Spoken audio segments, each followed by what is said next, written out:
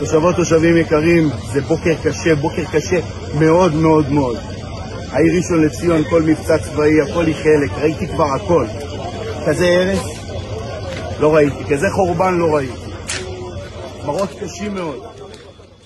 אבל אנחנו שולטים באירוע, יש לנו פה את כל כוחות הביטחון וכולם ביחד באמת. עבודה מדהימה. מכאן אני רוצה להודות לכולם, לכיבוי אש, למשטרה, לפיקוד העורף, למד"א, כולם. באמת, להגיד להם תודה על עבודה נהדרת. אבל המסר הכי חשוב בכל מה שאתם רואים פה, זה לא לזלזל.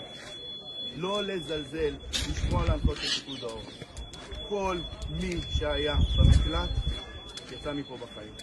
כל מי שהיה במקלט, חילצו אותו בחיים. לא להגיד